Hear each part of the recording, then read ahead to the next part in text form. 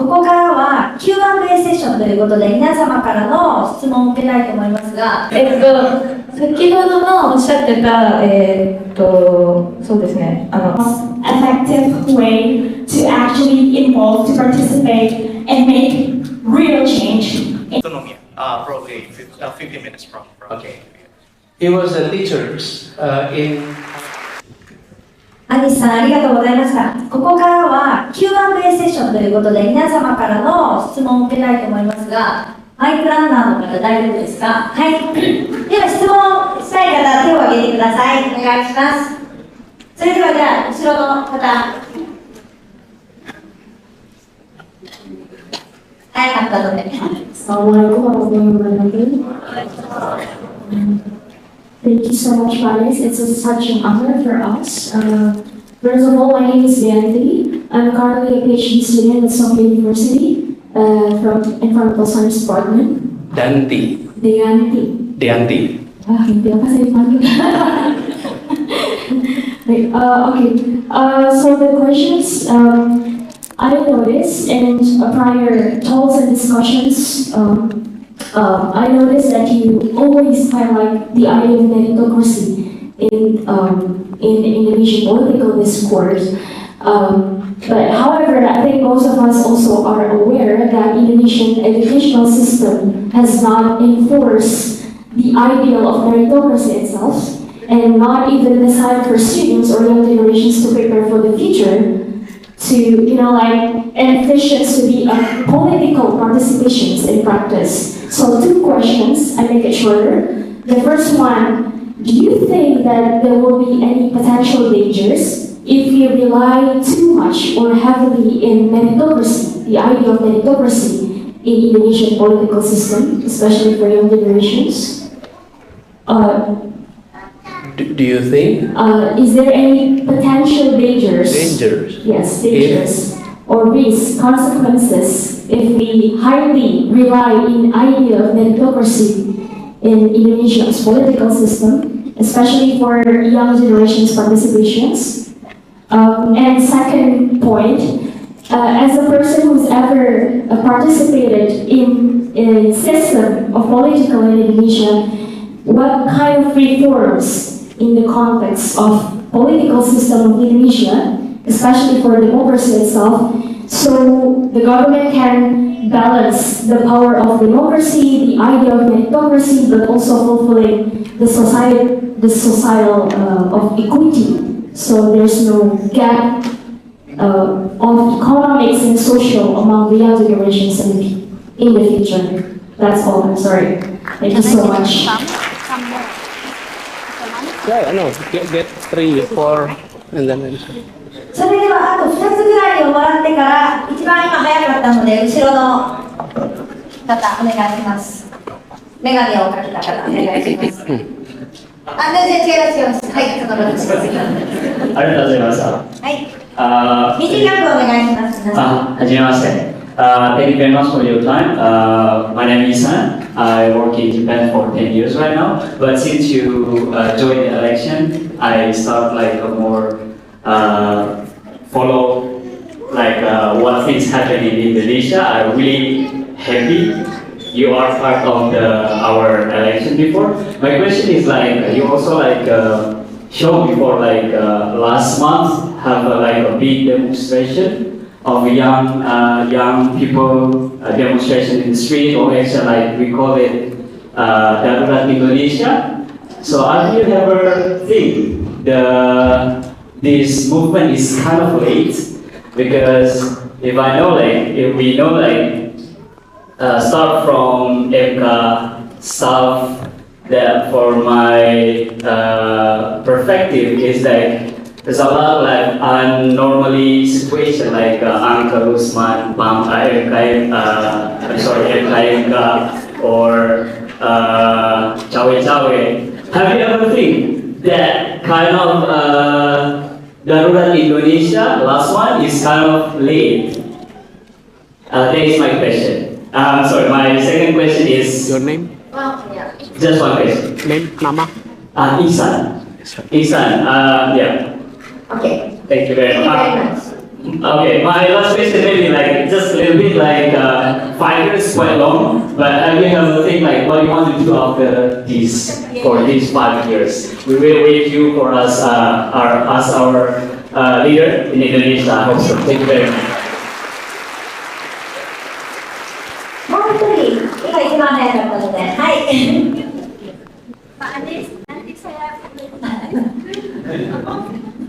では3人の質問を受けてからお答えしていただきたいと思います。よろしくお願いします。ありがとうございます。First of all, thank you so much for coming back to Japan after a long time, I guess. My name is Sophia. I'm currently living in the prefecture next to Tokyo. I'm living in Kanagawa prefecture right now. I'm working. Yeah, it's been like almost half of my life living in Japan right now. I've been participating. I'm trying my best to participate in involving in Indonesian democracy. Even though I'm way far away from home, but sometimes I have comments like, you don't experience what we do here in Indonesia. You chose to move to Japan, work there, or even worse, you're not Indonesian enough. But I was like, am I not Indonesian enough?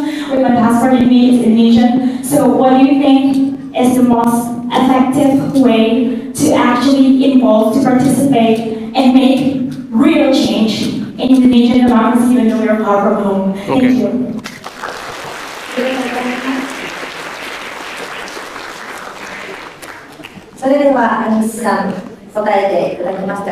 If you wanna two more, then it's okay. Then, more? Yeah, then I'll ask fast. I'll answer fast. Yeah.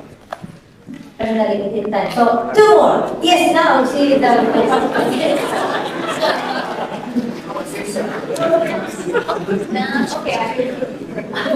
Halo, Assalamualaikum Pak Anies.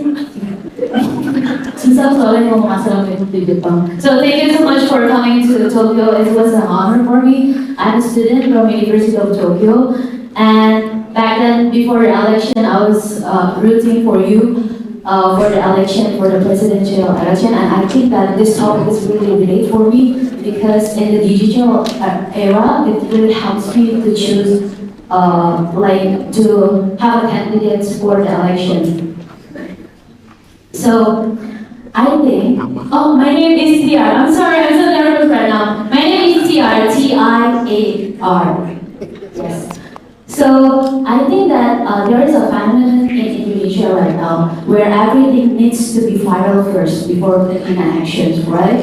So, for example, people are not afraid of taking a wrong action because it's wrong, but people are afraid to take a wrong action because they are afraid to be viral.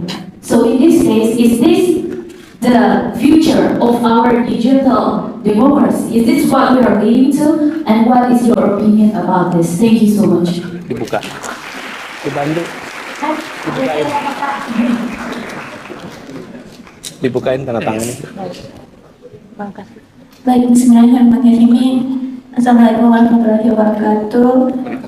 Minta izin saya bicara bahasa Indonesia ya karena lebih lancar daripada bahasa Inggris. Baik, terima kasih atas kesempatannya Bapak. I hope you enjoy staying in Tokyo.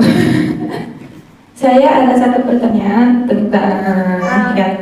英語か日本語だ。英語か日本語。あ、じゃあ日本語で。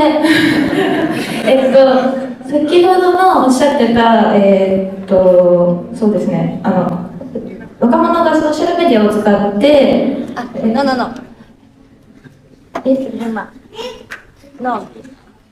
の旦那さんになって日本語がわからないんですけど、皆さん通訳が英語と日本語しかないので、じゃあまずインドネシア語ができるんですよね。はい。じゃあLunanyaインドネシアsaja ya dulu ya. Boleh. すいません。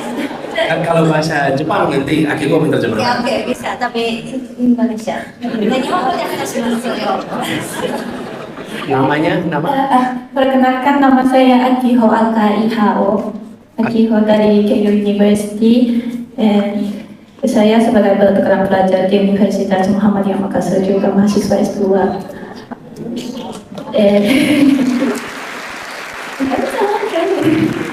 Bismillah, saya. Mungkin banyak anak muda termasuk saya juga kalau cari info tentang politik sekarang pakai sosmed. Lalu yang kebanyakan pakai IG atau TikTok dan ada AI-nya, ada algoritmnya. Mungkin kalau cari mungkin 1 bulan yang lalu itu kayak tukang kayu terus kayak gitu. Lalu sebelumnya saya sebelum cari tentang info itu yang biru-biru, yang Pancasila sebelum itu saya suka cari kucing terus. Dan setelah itu tukang kayu terus, kayak gitu. Jadi pasti ada algoritmenya. Dan pasti itu bikin biasnya kayak waktu pemilu mungkin yang Bapak pasti yang info tentang Bapak terus. Mau yang nomor 2 terus, yang nomor 3 terus, pasti ada biasnya. Jadi mungkin anak muda itu kirain saya sudah dapat banyak info, saya sudah dapat banyak ilmu tentang politik, tapi ternyata itu sudah pakai algoritma. Jadi ya kayak begitu menurut sudut pandangannya Bapak gimana kalau ada biasnya pakai sosmed gitu. Ya, terima kasih. クエスチョンはアルゴリズム SNS 使った時にアルゴリズムが入ってくると思うんですけど、それについてどう思うかという、簡単に言うとそういう話でした。そうでした。 So bisa.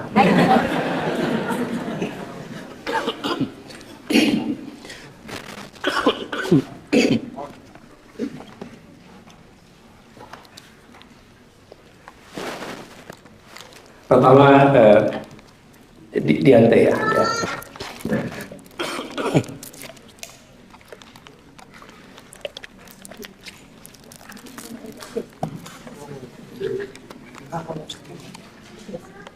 Your questions has raised my eyebrows. You said, is it risky to think about meritocracy in politics? And then the second question was, how you incorporate meritocracy into a political system? This is what I think. In any election, the general public would never have complete information about a political party or a candidate anywhere in the world. Because many of our voters were now paying attention about candidates, about politics, about policy on day-to-day basis. Many were busy with their own businesses, with their lives, and not paying much attention toward individuals, candidates, or political parties. In fact, if you look at surveys, in many surveys, about 1/4 to 1/3 of voters were saying, I will decide in the last few days before election. The candidates were running around the whole year, okay? And 1/4 to 1/3 of the voters were saying, I will decide in the last few days. Why? Because they're busy with their lives. So, this is actually the idea why meritocracy is important. Because it's the political party that has the moral responsibility to have meritocratic process in the nominations of candidates for any position, for the legislature, for local elections such as bupati, wali kota, governor, even presidents.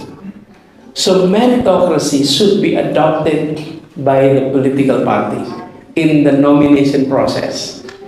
If they nominate the right person, whoever is elected, the public will not be in trouble. Okay? Because whoever is nominated have gone through meritocratic process. The problem is when meritocracy is absent, then you may be seeing sudden candidate.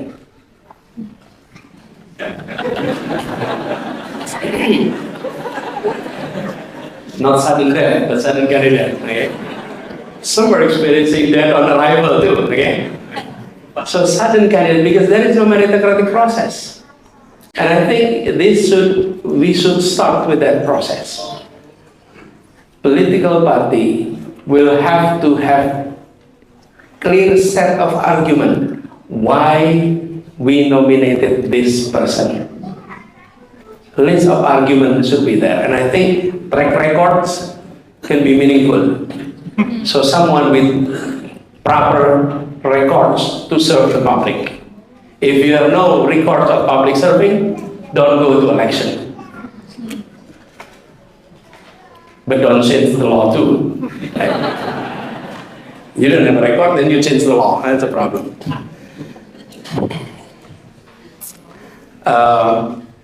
So my take is this: it is not risky. I think still important, and it is meritocracy that can change Indonesia. Not only the political system, in education, in business. I think we really need to adopt that. We are so behind. And you're right, I've been saying meritocracy of, in various different forums, the importance of having meritocracy. It is not perfect, and there is no perfect meritocratic system, but we should always incorporate meritocratic value in every process in our society. Bung Iksan, we had a protest last month, and is it too late? I think better late than never. Right? It's better late than never. You're saying we should have protested last year when the first decision by the Constitutional Court. And I think part of the reason is this. Part of the reason this time the decision by the court was not being upheld. The parliament is trying to undo the decision by the court, and I think that's what sparked the general public to then step up and protest it. When the decision of the court was not a decision that people like, people generally not protesting to the court because it's a decision by Constitutional Court. We may not like the decision, but we have to honor it. We brought our election irregularities to the Constitutional Court. We presented the case, and it is not the first time that presidential election being brought to the Constitutional Court. But it is first time that 3 out of 8 judges were having dissenting opinion. Basically, they're saying there is valid evidence to question the result of the elections. But still, it's 3 out of 5, out of 8. So we didn't like the result, but that doesn't mean we didn't honor the decision. We didn't like the result, but we honor the decision. But that's, when you're practicing being a modern democratic person, then that's the way you do it. Whenever there is dispute, you go to the court decides, you may not like it, but accept it. So, what do you think of the last protest? I think it was positive. It is a reminder for me, the way I look at it is this. It is a reminder that we still have a large number of our population willing to step up when there is irregularities in our political system. Masih banyak stok orang baik di Republik ini.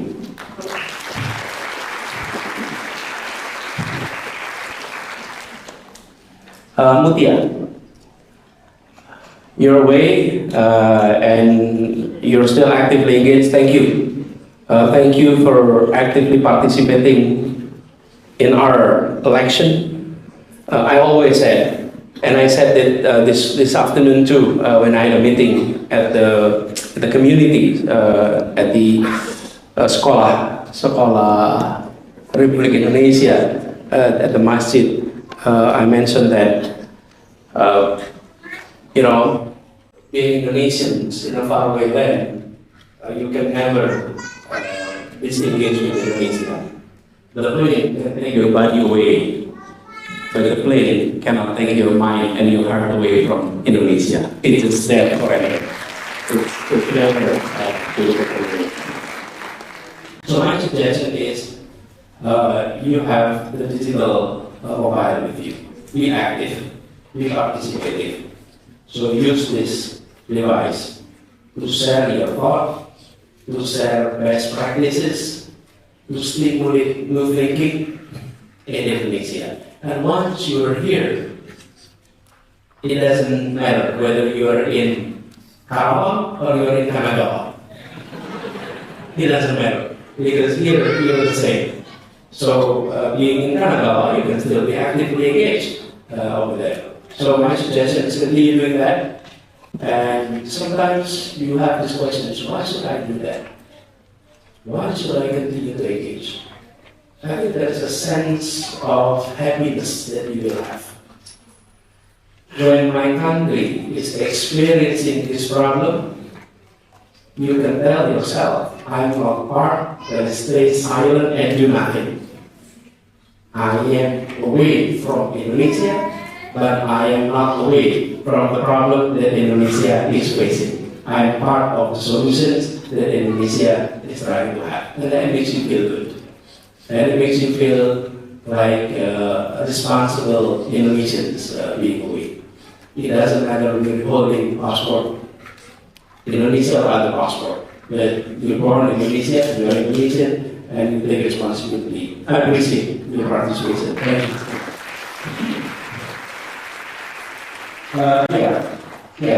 If it's not final, there's no tension to it. Where is the other? Okay, your question should go final too. I think it is not only in Indonesia, across the globe. Across the globe, it's a new phenomenon that everything that attracted attention will have policymakers also pay more attention. This is the difference. In the past, who decide to make an event viral? It's the chief editors of the media.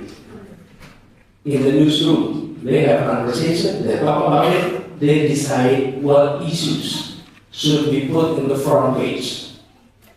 Once it is in the front page, it becomes public attention. So this morning, I opened the newspaper, and in the front page, kereta lepas. Betul. Gerbong lepas ikan saya. Apa itu namanya?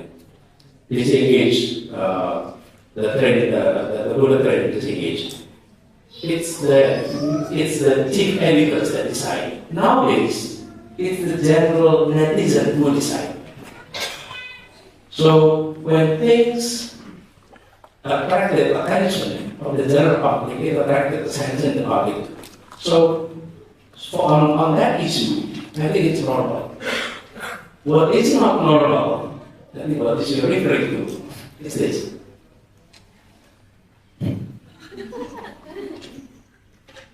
What you're referring is this. There is rules and regulations, okay, being disobeyed, okay, and then the law enforcement do nothing about it until it went viral. That's what we're referring, right? And on that issue, it is a problem.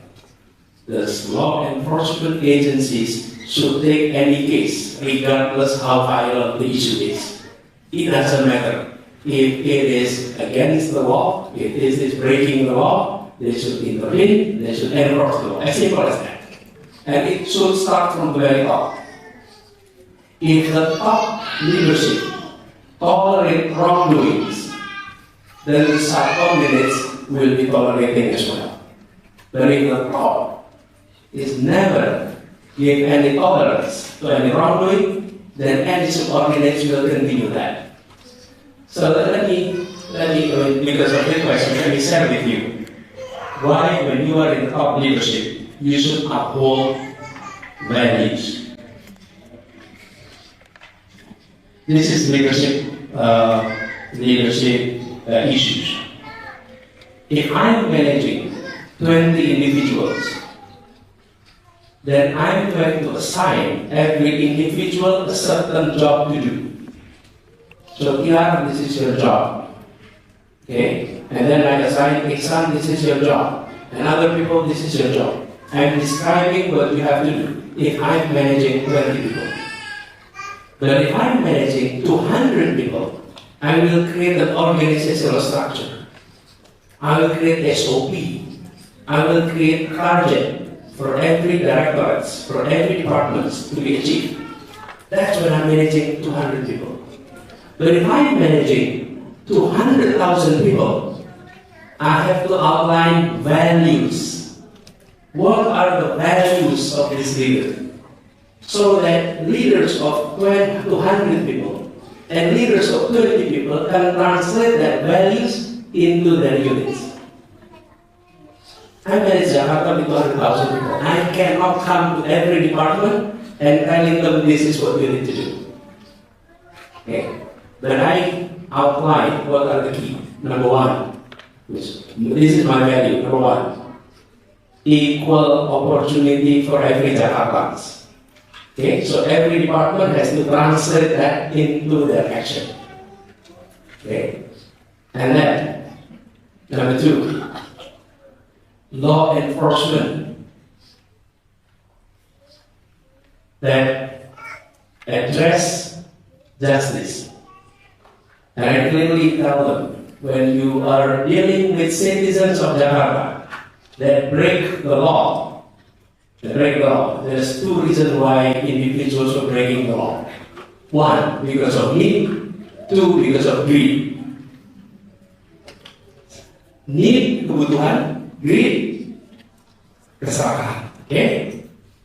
When the high-rise tower were pumping water, creating well, the depth is about 200 meters under the surface. And they're extracting waters. These are the kind of breaking our regulations because of greed, not because of need. When you are meeting pedagang kaki lima, selling food street in the kaki lima, they are breaking the law because of need. The solution should be different. You should not be adopting the same approach. So those are values. So you outline the values, and then you allow the organizations to run. If you're leading a country, not only 200,000 people, you're dealing with 270 million people. You should clearly outline equal opportunity, no nepotism, clear. If that's your value, everyone will obey. If you then stop their value, then everyone will be, I'm adopting nepotism too. Because the top one is adopting nepotism. Yeah. No nepotism. Equal opportunity. Equal opportunity means no nepotism. And then you're talking about social justice. And then you're talking about everyone is equal before the law. So as a leader, you outline the values and then let leaders at the subordinate level translate those values into policies, into actions. Without that, then there is no clear guidance. Where are we heading? As a group, as an entity, as a nation. And that, where we are dealing with issues like what Tia is talking about. Whenever there is a wrongdoing, breaking the law, and then it has to go viral before it gets attention. I think it is something to be fixed, it is something to be corrected, but it has to start from the top leadership. It cannot start from the middle. Akio, thank you. Very nice batik you're wearing. Echo chambers, that's what we're talking about. The algorithm, and it has made tendency that you are dealing with issues of your preference and tend to create echo chambers. And I think to address that aspect, we need to widen our reach. Seriously engage and searching other issues, not so much as passive participants, but more like an active participants. So if you are a supporter of Anis, for example, your social media will be flooded with positive stories about Anis.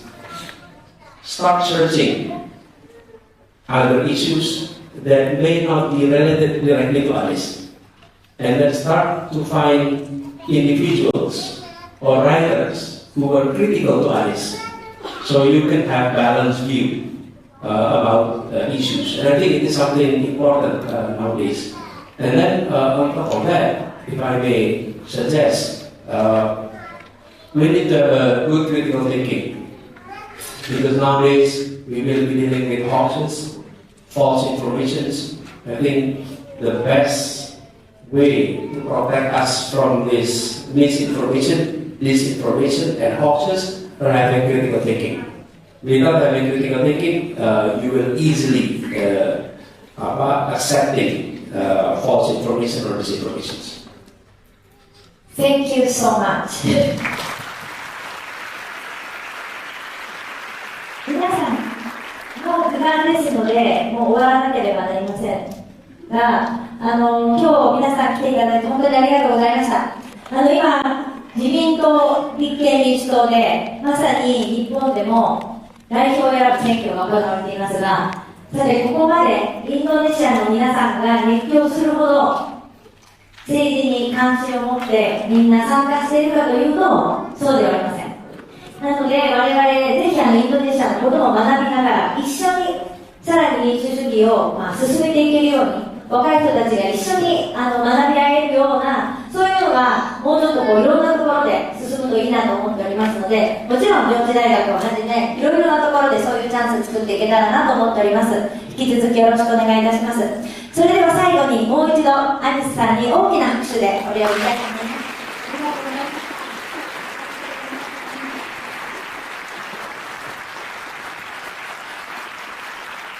それでは終わりたいと思います。皆さん、通訳の持ってらっしゃる方は必ず返してお帰りください。ありがとうございました。Oh, by the way, your questions I haven't answered. What will you be doing after this? Yeah. I'm actually officially jobless.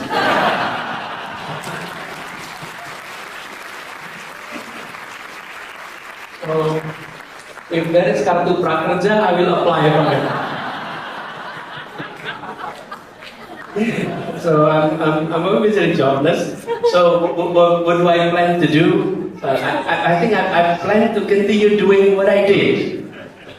Before I served in government, I was a university professor. I don't think I'm going back as a university professor, but I will be teaching for sure. I'll be coming to lecture. So if there is an invitation like this, I will definitely come and share some of my thinking. Definitely.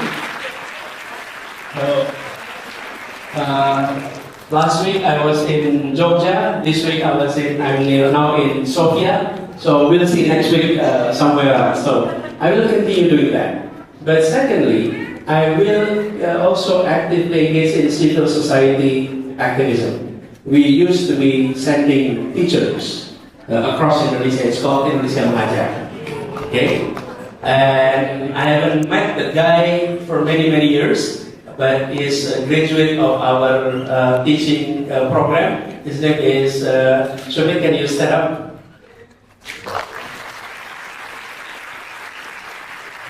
Where are you now? Teaching where? Kasih microphone. So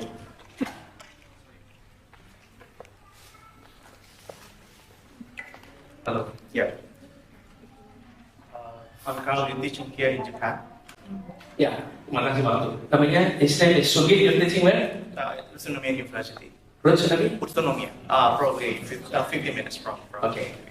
He was a teacher in Halmahera, Selatan. In the area where there is no electricity, there is no phone signal. Sugit was there. So we have project like that. So I'm going to continue doing some of the work that I've done before I'm in government. Some also talking about forming a political party. So if any of you interested, we'll think about it. But we'll talk about it more further. But now more on social services, more on perhaps organisasi kemasyarakatan. That's what we're trying to organize. So I'll keep myself busy. So even though I don't have official work with government, but we're going to continue working outside government. And that's your questions that I forget to answer. Sama-sama. Those who have asked questions, can you stand up?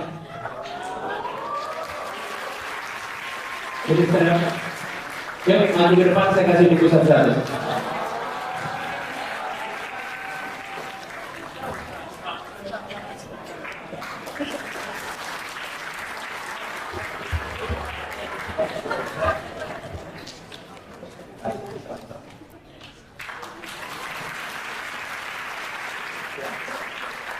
Bukunya ditandatanganin Bu ya.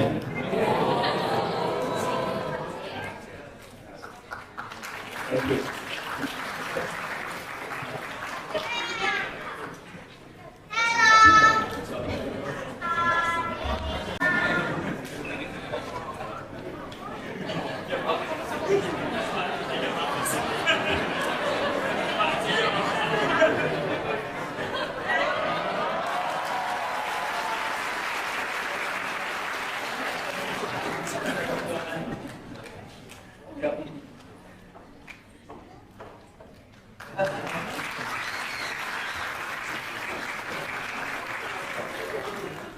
Yeah.